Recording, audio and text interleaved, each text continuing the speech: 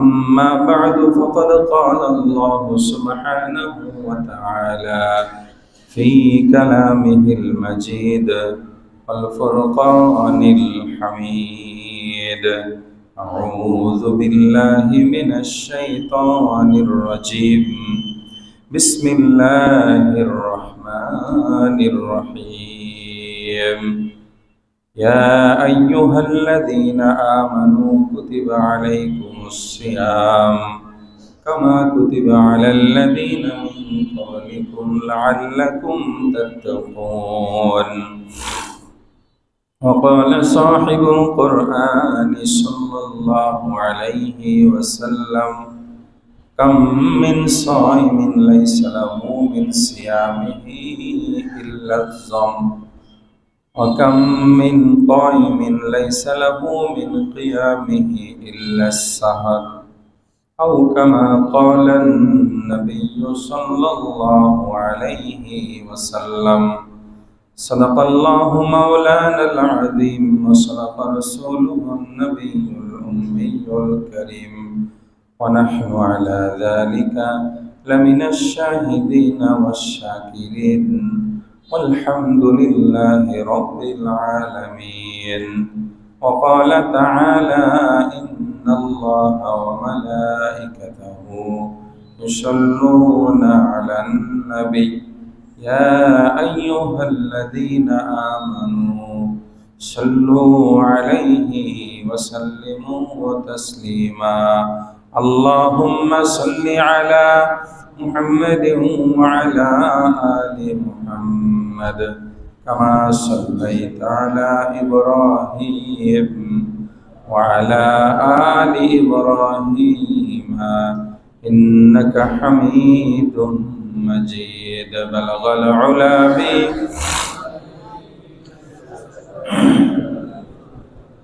حسنت جميع خصاله، صلوا عليه وآله. हम तो माइल बाकरम है, कोई साइल ही नहीं। राह दिखलाए कसे राह रवे मंजिल ही नहीं। बलगल उला बिकमालिही कशफत दुजा बिजमालिही। हसनत जमीउ खिसालिही, सल्लु अलैहि व आलिहि। यहाँ हम सब मुसाफिर है, वही आखिर ठिकाना। कोई आगे रवाना है, कोई पीछे रवाना। बलगल उला बिकमालिही कशफत दुजा बिजमालिही। हसनत जमीउ खिसालिही, सल्लु अलैहि व आलिहि। मुअज़्ज़ज़ मुहतरम हाज़िरीन, সর্বপ্রথম সেই মহান প্রভুর শুকরিয়া আদায় করি, যিনি আপনাকে আমাকে অত্যন্ত দয়া করে মায়া করে মেহেরবানি করে মাহে রমজানের প্রথম জুমার নামাজ আদায় করার লক্ষ্যে আগে আগে মসজিদে এসে দিনে কিছু কথা বলবার ও শুনবার সুযোগ করে দিলেন। সেই মহান প্রভুর প্রতি অন্তঃস্থল থেকে কালিমাতুশ শুকর জবান খুলে ভক্তি সহকারে সমস্বরে সুউচ্চ কণ্ঠে আলহামদুলিল্লাহ। আজকে মাহে রমজানের 6 তারিখ, ইংরেজি 7 তারিখ। আগামী জুমা আসতে আসতে রহমতের দশক শেষ হয়ে যাবে।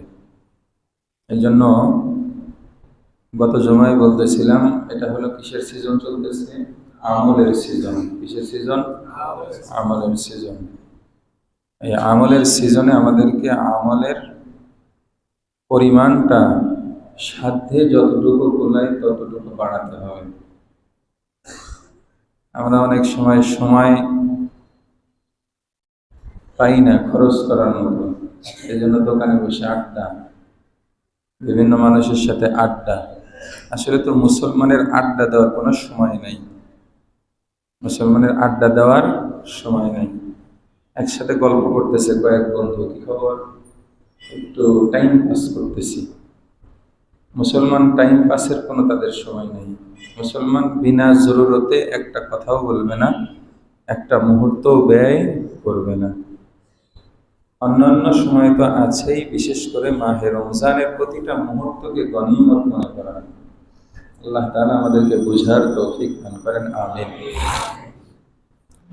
মাহে রমজান এত বড় ফজিলতওয়ালা মাস আসা সত্ত্বেও কারণ নিজের রুটিনের ভিতরে, দৈনন্দিন কাজের ভিতরে কোনো পরিবর্তন যদি না আসে, বুঝতে হবে মাহে রমজান তার জন্য তেমন কোনো ফায়দা আসেনি। মাহে রমজান আসলে অন্য মাসে যে আমলের গতিটা ছিল এ মাসে এসে অবশ্যই বাড়াতে হবে। এই ফিকিরটা আমাদের অন্তরে ঢুকাতে হবে ইনশাআল্লাহ। মাহে রমজান আসার পরেও গুনাহের ফিরিস্তি যদি বন্ধ না হয়, বুঝতে হবে আল্লাহ তাআলা তো বড় শয়তান, যেটা মানুষের রগ রেশায় গিয়ে ধোঁকা দেয়, সেটাকে তো আবদ্ধ করে রেখেছে, শিকলবন্দি করেছে। কিন্তু মানুষরূপী শয়তান, জিনরূপী শয়তান যারা আছে তারা তো আবদ্ধ না। তাহলে বুঝতে হবে আমিও মনে হয় সেই মানুষরূপী শয়তান হয়ে আছে। আল্লাহ তাআলা সূরা নাসের ভিতরে বলেন, আউযু বিরাব্বিন নাস মালিকিন নাস ইলাহিন নাস মিন শাররিল ওয়াসওয়াসিল খান্নাস আল্লাযী ইউওয়াসওয়িসু ফী সুদুরিন নাস মিনাল জিন্নাতি ওয়ান নাস। শয়তান থেকে পানা। এই শয়তান কাদের ভিতরে থেকে?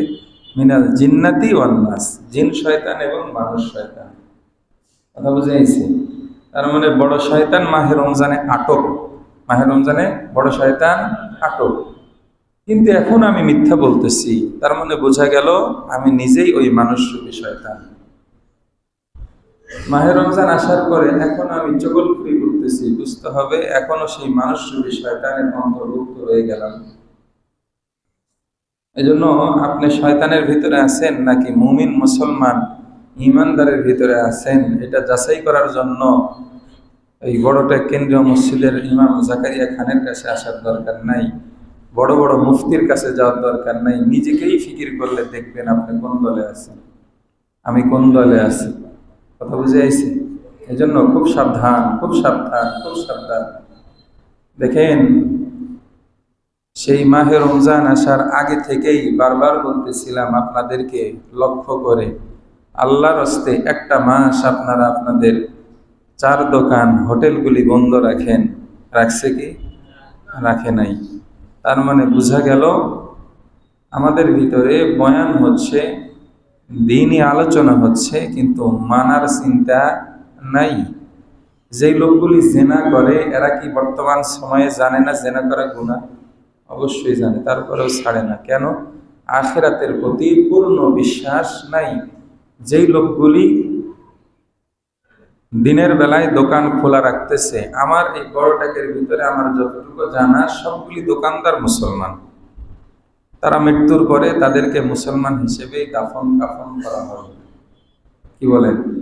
যেই লোকগুলি আল্লাহর বিধানকে লঙ্ঘন করে, আল্লাহর বিধানের প্রতি বৃদ্ধাঙ্গুল প্রদর্শন করে, যারা আল্লাহর জমিনে বসবাস করে, আল্লাহর দেওয়া নিয়ামত ভোগ করে, আল্লাহর বিধানকে লঙ্ঘন করে যারা পানাহার করতেছে, একটু হালকা পর্দা দিয়ে তো মানুষের চোখ ঢাকে, কিন্তু আল্লাহর চোখ ঢাকার উপায় আছে? কোনো উপায় নাই। সে যে লঙ্ঘন করতেছে, এটা এর চাইতে বড় হারামি আর কি হতে পারে? আমরা ওলামা একরাম এই পর্দা দেওয়ার কথা বেশি বলার কারণে আমার মনে পড়ে কোনো এক জুমাবার আমি এই যে আপনার চক্রবর্তী, যারা গেছেন ওইদিকে, চক্রবর্তী থেকে একটু ভিতরে ডাক্তার বাড়ি একটা মসজিদ আছে, ওই মসজিদে আমি একদিন মাহে রমজানের ভিতরে জুমা পড়াইছিলাম। জুমার নামাজ পড়তে যাওয়ার সময় দেখলাম ওখানে হালিম মার্কেট নামে একটা মার্কেট আছে। এই মার্কেটের ভিতরে দোকানগুলি একদম ওপেন, কোনো পর্দা বসিয়ে দেয় নাই, একদম ওপেন, খাচ্ছে যাচ্ছে, বাস দোকানদাররা দোকান চালাইতেছে। কথা বুঝে গেছে? এখন অনেক জায়গায় এরকম ওপেন হয়ে গেছে। এদের বক্তব্য হলো আল্লাহর দিকে ভয় পাই না, মানুষের দিকে ভয় পাওয়ার কি হলো? নাউজুবিল্লাহ পড়েন।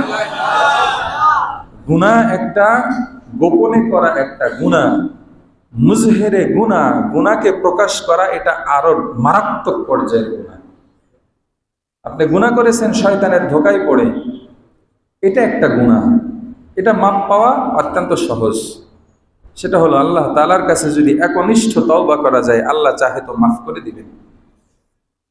পক্ষান্তরে গুনাহকে যদি দম্ভ ভরে প্রকাশ করা হয়, এটা আল্লাহর আইনের সাথে ধৃষ্টতা প্রদর্শন করা হয়, আল্লাহর আইনকে তুচ্ছ তাচ্ছিল্য করা হয়, এমন যদি কারো থেকে প্রকাশ পায়, নিয়ত যদি এমন থাকে আল্লাহর বিধানকে উপহাস করা, আল্লাহর বিধানকে একটু ইয়ারকি ঠাট্টা করা, তাহলে ওলামায়ে কেরামের সর্বসম্মতিক্রমে সিদ্ধান্ত এবং ফতোয়া হলো ওই ব্যক্তির ঈমান আর থাকবে না।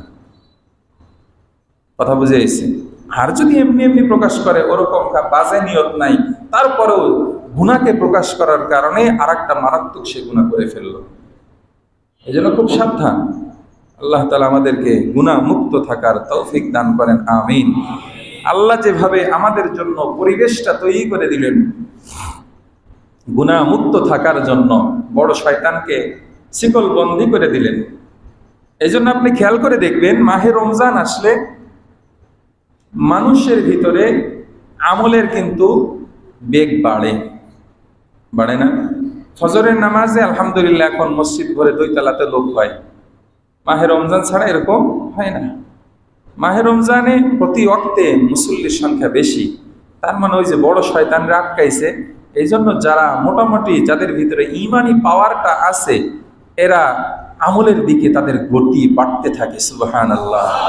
কিন্তু মাহে রমজান আসার পরেও যাদের কোনো পরিবর্তন আসে না, বুঝতে হবে এরা মানুষরূপী, আসলে মানুষ হলেও মানুষরূপী এরা হলো শয়তান। এই শয়তানদেরকে চিহ্নিত করে করে তাদের থেকে নিজেদেরকে বাঁচিয়ে চলতে হবে। এটা তাদের প্রতি আমাদের কোনো বিদ্বেষ না, এটা তাদের প্রতি আমাদের কোনো অহংকার না, বরং ক্যান্সারগ্রস্ত মানুষের সংক্রমিত যেন না হই, এই জন্য ক্যান্সারের ব্যক্তির যে গ্লাসে পানি খায়, ওই গ্লাস থেকে পানি যদি খেতে বলা হয়, আমি কিন্তু খাবো না, আপনি খাবেন না। কেন? যদি আমিও ক্যান্সার আক্রান্ত হয়ে যাই, কি বলেন, বসন্ত রোগ, হাত পা দিয়ে একদম কঠিনভাবে আক্রান্ত হয়ে আছে, যদি বলা হয় ওর সাথে একটু মোয়াক্কানাকা করো, আপনি আমি করবো না। যদি আমার গায়ে লেগে আমারও হয়ে যায়, তার মানে দুনিয়ার রোগ থেকে যেভাবে আমরা বেঁচে থাকি, এই সমস্ত ব্যক্তি থেকে আমাদেরকে দূরে থাকতে হবে নিজে বাঁচার জন্য। তাদের প্রতি কোনো ছোট দৃষ্টি দেওয়ার সুযোগ নাই, কেননা আল্লাহ চাহে তো একসময় হেদায়েত দিয়ে আমার আপনার চাইতে তারা আগ বাড়াতে পারে।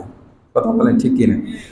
হযরত হাকিমুল উম্মত মুজাদ্দিদুল মিল্লাত হযরত শাহ আশরাফ আলী থানভী রাহমাতুল্লাহি আলাইহি বলেন, হিনে আন, এই মুহূর্তে আমি সমস্ত মুসলমানদেরকে আমার থেকে ভালো মনে করি, আর আখির আঞ্জামের দিকে খেয়াল করে আমি হিন্দু, বৌদ্ধ, খ্রিস্টান তাদেরকেও আমার চেয়ে ভালো মনে করি। কেমনে? বলে, যে মুসলমান তার ঈমানটা হয়তো আমার চাইতে উঁচা, আমি হয়তো জানি না, আমি হয়তো বাহ্যিক দেখতেছি তার ভিতরে এই গুনাহ সেই গুনাহ, কিন্তু বাস্তবে হয়তো সে কোনো এক আমলের কারণে আমার চাইতে আল্লাহর প্রিয় বান্দাবান্দি হতে পারে। আর যে ব্যক্তিটা কাফের এই মুহূর্তে আছে, সে হয়তো মৃত্যুর আগে ঈমান গ্রহণ করে আমার চাইতে আল্লাহর প্রিয় হতে পারে।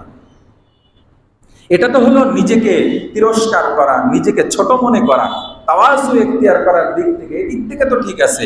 কিন্তু যেই সমস্ত ব্যক্তিরা আল্লাহর বিধানকে লঙ্ঘন করে, আল্লাহর বিধানকে প্রকাশ্যে লঙ্ঘন করে, তাদের সাহচর্য, তাদের সাথে বন্ধুত্ব, তাদের সাথে ওঠা বসা থেকে নিজেদেরকে বিরত রাখা, এটাও একটা ঈমানি দায়িত্ব, এটাও একটা ঈমানের বৈশিষ্ট্য। আল্লাহ তাআলা আমাদেরকে বুঝার তৌফিক দান করেন, আমিন। যাই হোক, গত জুমায় বলতেছিলাম, হযরত সালমান ফারসি রাদিয়াল্লাহু তাআলা আনহু বললেন, আল্লাহর নবী বলেছেন, এই মাসটা অত্যন্ত বড় মাস, অত্যন্ত বরকতপূর্ণ মাস। আল্লাহর নবী বললেন, হাদা শাহরুন মুআসাত, এই মাসটা হলো সহমর্মিতার মাস। এই মাসের ভিতরে একজন আরেকজনের প্রতি সহমর্মিতা প্রকাশ করবে। ধনী গরিবদের প্রতি সহমর্মিতা প্রকাশ করবে। এর প্র্যাকটিক্যাল শিক্ষা আল্লাহ তাআলা রোজার মাধ্যমেই বড় লোকদেরকে দিচ্ছেন, ধনীদেরকে দিচ্ছেন। যারা ধনাঢ্য আছে, ধনী আছে, তারা তো মাহে রমজানের বাহিরে দিনের ভিতরে অনেকবার নাস্তা করে, খাবার খায়। সারা বছর তাদের ভিতরে ক্ষুধা নামক জিনিসটা কি এটা তারা বুঝতে পারে না।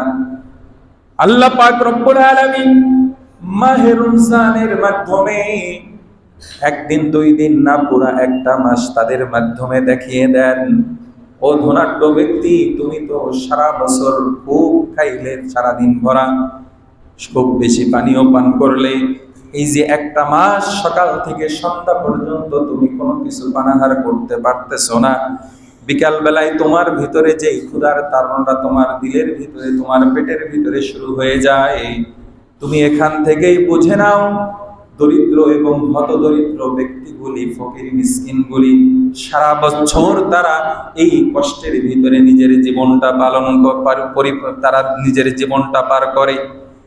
আমি আল্লাহ তাআলা তোমার উপর দয়া পরশ হয়ে, তোমার উপর দয়াবান হয়ে তোমাকে অঢেল সম্পদের মালিক বানাইলাম, শুধুমাত্র নিজেরকে তুমি সুন্দরভাবে জীবন পরিচালনা করবে এই জন্য না, বরং তোমার সম্পদের একটা অংশ থেকে গরিব অসহায় মানুষদেরও পাশে দাঁড়িয়ে তাদের অন্ন আহারের ব্যবস্থা করবি।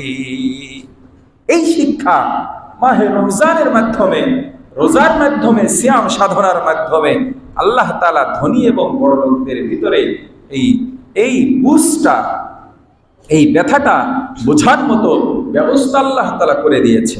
প্র্যাকটিক্যাল ট্রেনিং আল্লাহ তাআলা দিচ্ছেন। এখন কার্যত পরিণত করা এটা আমাদের নৈতিক দায়িত্ব।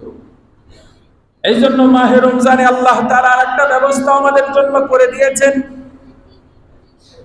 কারণ ধনাঢ্য ব্যক্তি যারা নিসাব পরিমাণ মালের মালিক, এরা যেন দান করতে পারে। নিসাব পরিমাণ 2 ধরনের। এক ধরনের নিসাব, যেই নিসাবটা হইলে যাকাত ফরজ হয়, ওয়াজিব হয়। আর এক পরিমাণ নিসাব যেটা হইলে মানুষের উপর যাকাত ফরজ না হলেও, যাকাত ওয়াজিব না হলেও তার উপর সদকায়ে ফিতর ওয়াজিব হয়। বলে নিসাব পরিমাণ মাল যদি সারা বছর কোনো ব্যক্তির কাছে থাকে তাহলে তাকে যাকাত আদায় করতে হয়। পক্ষান্তরে সারা বছর ছিল না, কিন্তু ঈদুল ফিতরের দিন, ঈদুল ফিতরের রাত যখন থেকে শুরু হলো, সেই সময় থেকে নিয়ে ঈদুল ফিতরের দিন যদি কোনো ব্যক্তির কাছে ঈদুল ফিতরের দিন এক দিনের জন্য যদি নিসাব পরিমাণ মাল কোনো ব্যক্তির কাছে থাকে, তাহলে তাকেও সদকায়ে ফিতর আদায় করতে হয়। এটা তার জন্য ওয়াজিব। সদকায়ে ফিতর সারা বছর নিসাব পরিমাণ মাল ছিল না, শুধুমাত্র ঈদুল ফিতরের দিন তার কাছে নিসাব পরিমাণ মাল আছে বলে তার জন্য সদকায়ে ফিতর আদায় করা ওয়াজিব। এই জন্য আল্লাহ তাআলা বাধ্য করে বান্দাকে দানের ব্যবস্থা করতেছে। এর মাধ্যমে আমাদের শিক্ষা শুধুমাত্র ফরজ, ওয়াজিব এবং নিজের উপর দায়িত্বকৃত দান সদকায় আমি করব না, বরং নফল দানও আমরা বেশি বেশি করব ইনশাআল্লাহ। মাহে রমজান আসার সাথে সাথে বিশ্বনবী সাল্লাল্লাহু আলাইহি ওয়াসাল্লাম সাহাবায়ে কেরামকে বললেন, ও সাহাবীরা রে, তোমাদের ভিতরে আমি একটা ঘোষণা করলাম, মান ফাত্তারা সাইমান, যদি তোমাদের ভিতর থেকে কোনো একজন আল্লাহর বান্দা বান্দি যদি একজন রোজাদারকে ইফতার করায়, আমি আল্লাহর নবী তার ব্যাপারে ঘোষণা করতেছি আল্লাহ তাআলা তার জিন্দেগীর গুনাহগুলি মাফ করে দিবেন। ওই ব্যক্তিকে আল্লাহ তাআলা জাহান্নাম থেকে মুক্তি দিয়ে দিবেন। 3 নাম্বার ফজিলত হলো সারাদিন ভরা রোজা রেখে সকাল থেকে সন্ধ্যা পর্যন্ত অনাহারে থেকে আল্লাহর বান্দা বান্দি যে পরিমাণ নেকির মালিকানা পেয়ে গেল, আল্লাহ পাক রব্বুল আলামিন ইফতারের ব্যবস্থা করার কারণে ওই ব্যক্তির সমপরিমাণ সওয়াব ইফতার করানেওয়ালার আমলনামায় আল্লাহ তাআলা লিখে দিবেন। তবে খুশির সংবাদ হলো, যে ব্যক্তি ইফতার করলো তার নেকি থেকে 1 যাররা পরিমাণও কমবে না। সুবহানাল্লাহ। আমাদের সমাজের ভিতরে কিছু মানুষ এমন আছে, যদি ইফতারের দাওয়াত করা হয় ইফতারে শরীক হয় না। কেন? বলে সারাদিন কষ্ট করে রোজা রাখছি আমি, আর ওর বাসায় ইফতার করে আমি আমার ইফতারের সব, আমার রোজার সবটা ওকে দিয়ে আসবো, এটা তো হয় না, এই জন্য সে অন্যের ইফতার খায় না। না, এটা এক ধরনের হীনমন্যতা, এটা এক ধরনের বখালতি। আপনার মাধ্যমে আরেকজন সওয়াবের মালিক হবে, আপনিও আরেকজনের মাধ্যমে সওয়াবের মালিক হবেন, এরকম তো সহমর্মিতার মাসটাই তো মাহে রমজান। কথা বলেন ঠিক কি? এই জন্য যদি কেউ আপনাকে দাওয়াত করে, যদি আপনার কোনো বড় ধরনের সমস্যা না থাকে, তাহলে অবশ্যই দাওয়াতে অ্যাটেন্ড করে তাকেও সওয়াবের মালিকানা বানায়া দেওয়া, এবং নিজেও একজন মুমিন মুসলমান আরেকজন মুমিনের উপর দায়িত্ব হলো যে যদি দাওয়াত করে তাহলে সেই দাওয়াতে সাড়া দেওয়া।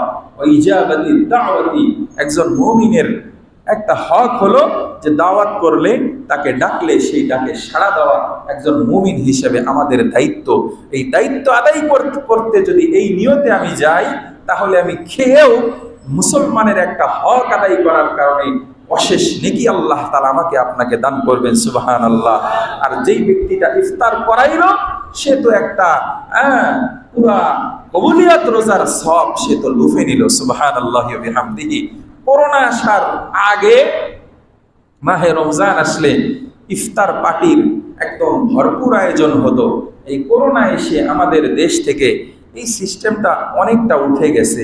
এর ভিতরে হয়তো কোনো কল্যাণও থাকতে পারে, তার কারণ বলে করোনা আসার আগ মুহূর্তে এসে যে ইফতার পার্টিগুলো হতো, ম্যাক্সিমাম রাজনৈতিক পার্টি এবং লোক দেখানো পার্টি হতো, যেখানে রোজাদার এবং বেরোজদারির একদম মিলন মেলা হতো।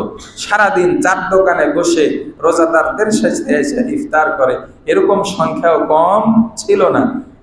এখন এসে করোনার সময় অনেক মানুষ নতুন রোজাদার বাড়ছে, যখন দেখতেছে করোনা এসে মরেই যাব, থাকি কষ্ট করে রোজা, এমন রোজাদারও অনেক বেড়েছে আলহামদুলিল্লাহ। যারা এখন ইফতারের আয়োজন করবেন, কেন করবেন না? আয়োজনটা তো অত্যন্ত দামি একটা, কারণ 100 জনকে যদি ইফতার করাতে পারেন, 100 কবুলিয়তের রোজার আমল আপনার আমল নামে আল্লাহ তাআলা দিয়ে দিবেন, সুবহানাল্লাহ। এজন্য ইফতার করাইলে ফজিলত অনেক বেশি। সাহাবা একরাম বললেন, ইয়া রাসূলুল্লাহ, আমাদের তো এমন সবারই সামর্থ্য নাই যে আমরা মানুষদেরকে ইফতার করাবো, বড় বড় আয়োজন করব। আল্লাহর নবী বললেন, এই পরিমাণ সওয়াব পেতে হলে পেট ভরে খাওয়ানোর দরকার নাই। যদি তোমাদের ভিতর থেকে এক ঢোক পরিমাণ দুধ কাউকে পান করায় ইফতার করাতে পারে, অথবা একটা খেজুর যদি খাওয়াইতে পারে, অথবা এক ঢোক পানি পান করিয়ে যদি কারো ইফতারের ব্যবস্থা করতে পারে, আল্লাহ পাক রব্বুল আলামিন এই 3টা ফজিলত তার আমলনামায় লিখে দিবেন। পক্ষান্তরে কোন আল্লাহর বান্দা বান্দি যদি রোজাদারদেরকে ইফতার করানোর পরে পেট ভরে খাবারও খাওয়ায়া দেয়, তাহলে আমি তোমাদেরকে সুসংবাদ দেই, কাল কিয়ামতের ময়দানে আল্লাহ তাআলার হুকুমে আমার হাউজে কাউসার থেকে 1 গ্লাস পানি তাকে আমি পান করিয়ে দেব। এই পানি পান করে সে ব্যক্তি জান্নাতে যাওয়ার আগ পর্যন্ত আর পিপাসায় কাতর হবে না।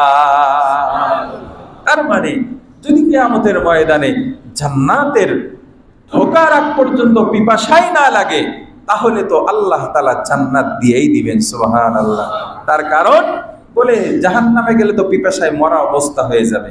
তার মানে এর মাধ্যমে আরেকটা সুসংবাদ আমরা পাই যে রোজাদারদেরকে পেট ভরে খাবার খাওয়াইলে আল্লাহ তাআলা জান্নাতও দিয়ে দিবেন, সুবহানাল্লাহ। এজন্য যাদের সামর্থ্য আছে, সামর্থ্যবানরা হত দরিদ্রদের পাশে দাঁড়াবেন, ঠিক আছে না ইনশাআল্লাহ। এটা যাকাতের ফান্ড থেকে না, ফিতরার ফান্ড থেকে না, আল্লাহ আপনাকে সম্পদ দিয়েছেন, এই সম্পদের একটা অংশ দিয়ে আপনি বেছে নেন। সমাজের দরিদ্র, সমাজের নিম্ন শ্রেণীর 10টা পরিবারকে আপনি ইফতারের কিছু সামগ্রী তাদেরকে কিনে দিবেন, সাহরির কিছু সামগ্রী তাদের কিনে দিবেন। কথা বুঝে আসে নাই? এরকম সামনে ঈদ আসতেছে, ঈদের জন্য কিছু পরিবারের হত দরিদ্র সদস্যদেরকে কিছু কাপড়ের ব্যবস্থা আপনি করে দিবেন, কিছু সুন্দর নতুন কাপড়ের ব্যবস্থা আপনি যদি করে দেন, তাহলে আপনার ঈদটাও যেরকম আনন্দের হবে, ওই দরিদ্র পরিবারগুলোতেও যখন আনন্দের হাসি ফুটে উঠবে, এই হাসির মাধ্যমে আল্লাহ তাআলা কিয়ামতের ময়দানে আপনার নাজাতের জরিয়া বানায় দিবেন। সুবহানাল্লাহ।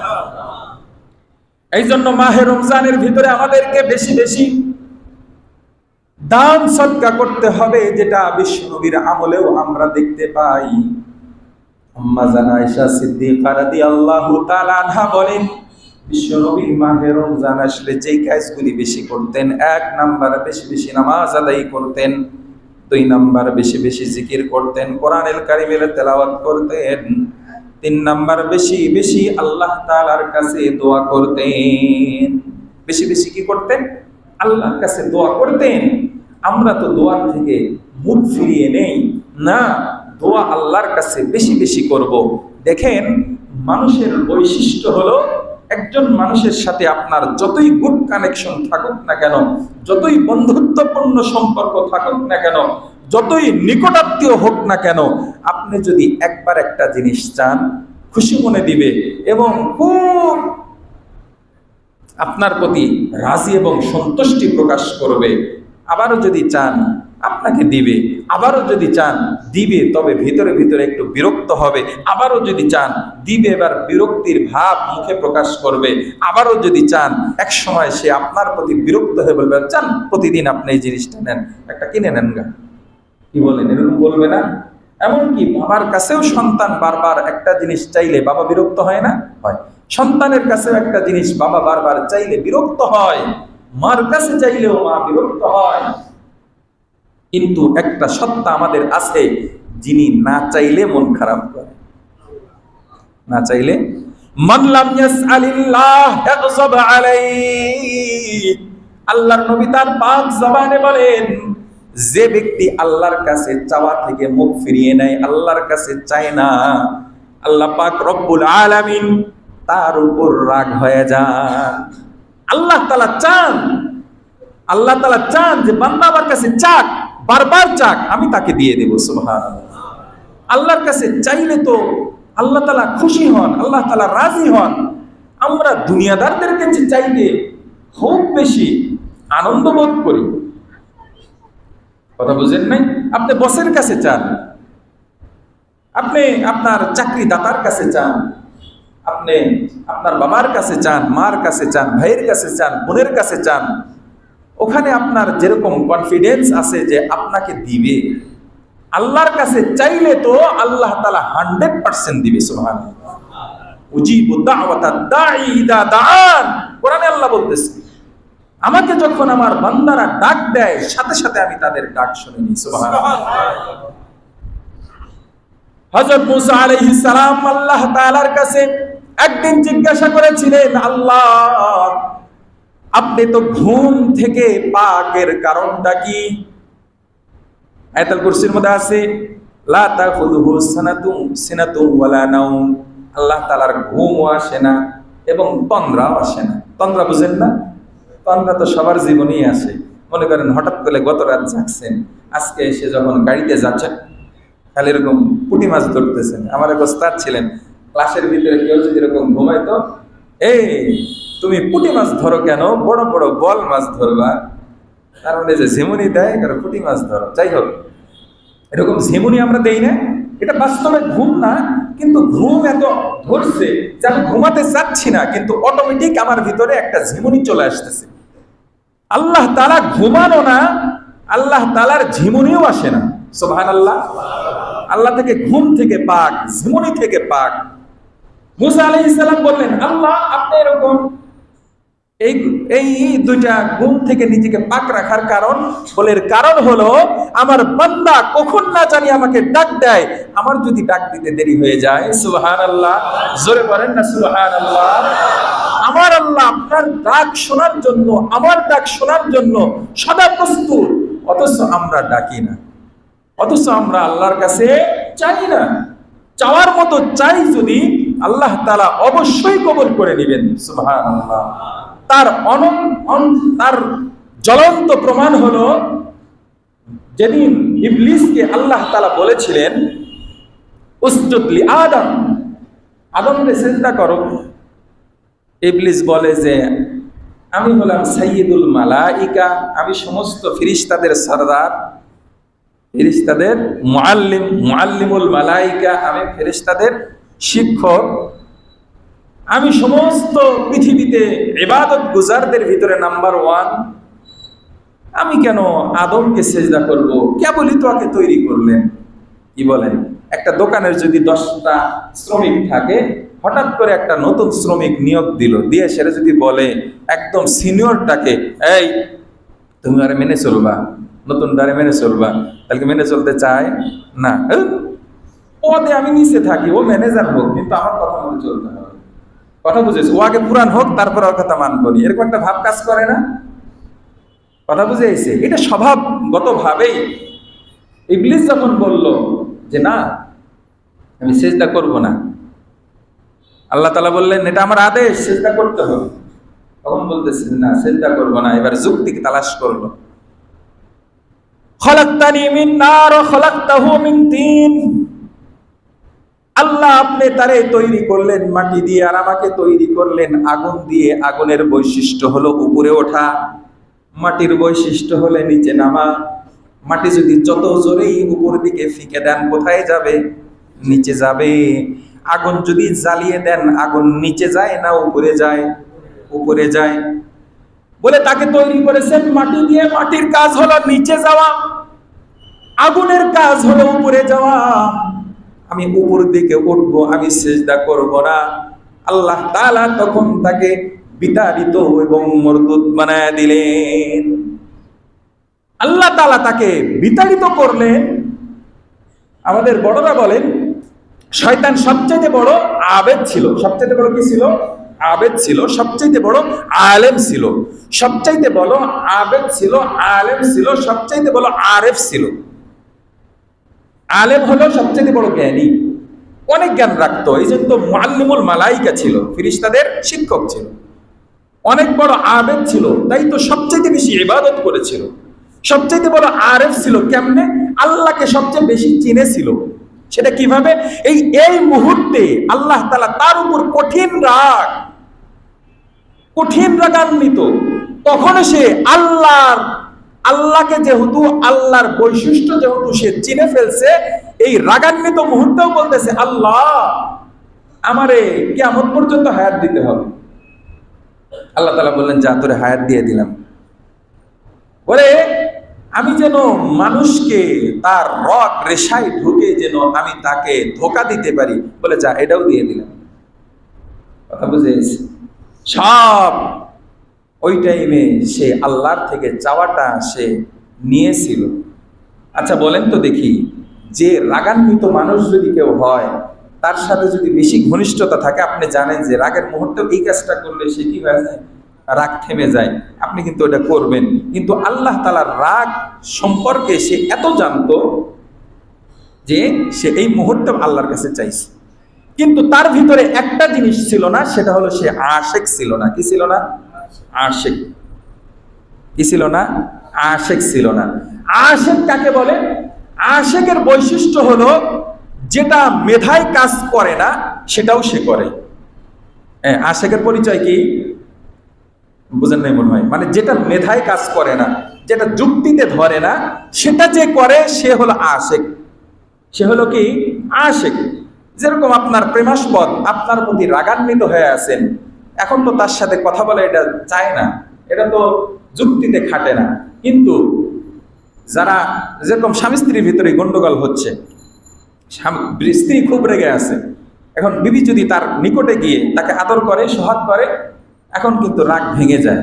কথাটা বুঝে এসে? এটা তো আশিক, সে তো বুঝে। কথা বুঝে এসে? এই জন্য আল্লাহর বান্দা যারা আশিক হয় বলে তারা আল্লাহর হুকুমের ব্যাপারে কখনো কিলোকাল করে না।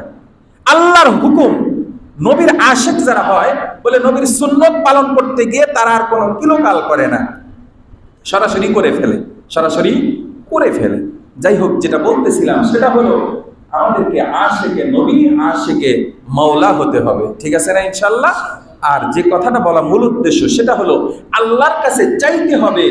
শয়তান যেরকম আল্লাহর হুকুম লঙ্ঘন করার মুহূর্তেও আল্লাহর প্রতি পূর্ণ আস্থা ও বিশ্বাস নিয়ে আল্লাহর কাছে চাইছিল, আল্লাহ তারে দিছে বলে আমি আর আপনিও যদি আল্লাহ তাআলা দেয় তো সব সময়, তবে মাহে রমজানে আল্লাহ তাআলা বেশি দিবেন। আল্লাহ তাআলা দেওয়ার জন্য সিজনই রেডি করে রাখছেন। এই জন্য এই টাইমে আমাদের চাওয়ার মাত্রাটা খুব বেশি করতে হবে। রাজি আছেন ইনশাআল্লাহ? আল্লাহ তাআলা আমাদেরকে তৌফিক দান করেন, আমিন। উলামায়ে কিরাম কিতাবে লেখেন মাহে রমজানের ভিতরে চারটা জিনিস চাবো। কয়টা জিনিস চাবো? চারটা জিনিস চাবো বলে দুইটা জিনিস আমরা চাবো, আর দুইটা জিনিস অবশ্যই আমরা চাওয়া ছাড়বো না। এক নাম্বার হলো বেশি বেশি কালেমার জিকির করব। লা ইলাহা ইল্লাল্লাহ, লা ইলাহা ইল্লাল্লাহ, লা ইলাহা ইল্লাল্লাহ, লা ইলাহা ইল্লাল্লাহু মুহাম্মাদুর রাসূলুল্লাহ সাল্লাল্লাহু আলাইহি ওয়াসাল্লাম। বলে বেশি বেশি জিকির করব। আরেকটা জিনিস করব, বেশি বেশি ইস্তেগফার করব। বেশি বেশি কি করব? ইস্তেগফার করব। ইস্তেগফার বেশি বেশি করব। আল্লাহর কাছে নিজের গুনাহগুলি মাফ চাও। মায়ে চেনে বাপ, মনে চেনে পাপ। আমি আর আপনি কতটুকু পাপী এটা অন্য কেউ না জানলেও আমি আর আপনি তো খুব ভালো জানি। কি বলেন? হ্যাঁ, আমি আর আপনি ভালো জানি না? আমার এই বয়ান করতে গেলে খালি একটা মেম্বারের কথা মনে পড়ে, বেচারা মারা গেছে আমাদের এলাকার, নাম বলবো না, আমাদের এলাকার অনেক লোক এখানে থাকে, গীবত হয়ে যাবে। যাই হোক, উনি একদিন আমাকে বলতেছিলেন, আমার আব্বার সাথে কথা বলতেছিলেন, আমি পাশে থেকে শুনলাম, এবং আমাকে বলতেছিলেন, বাবা এই যে নির্বাচন আসতেছে, নির্বাচনের ভিতরে বলে মেম্বারের চরিত্র ফুলের মতো পবিত্র, অথচ আমি মদ খেয়ে কেবল গেছি, অথচ আমার চরিত্রের ব্যাপারে বলতেছে ফুলের মতো পবিত্র। হাজার লোক আমার আপনার চরিত্র ফুলের মতো পবিত্র বললেও আমি আর আপনি জানি তো আমার চরিত্রটা কি বলেন? আমি আর আপনি জানি না।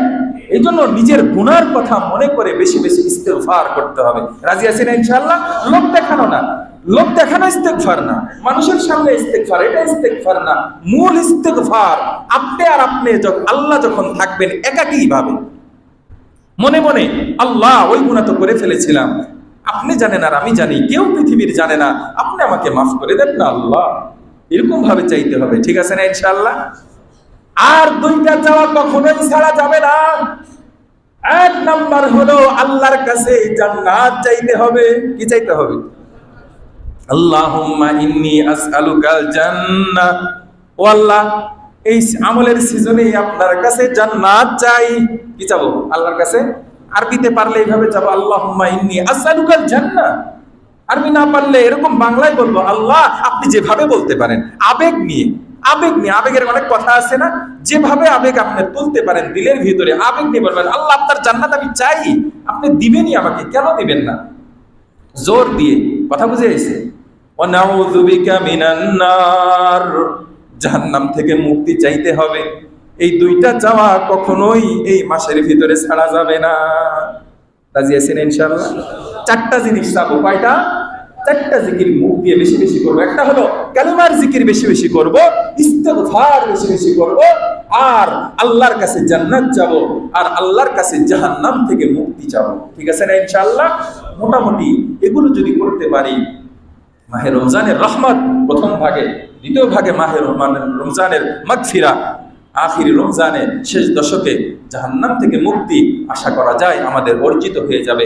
আসুন আমরা আমাদের জীবনটাকে আমলে জিন্দগি পরিণত করি। আল্লাহ পাক আমাদেরকে তৌফিক দান করেন, আমিন। ওয়া আখির দাওয়ানা আলহামদুলিল্লাহি রাব্বিল আলামিন।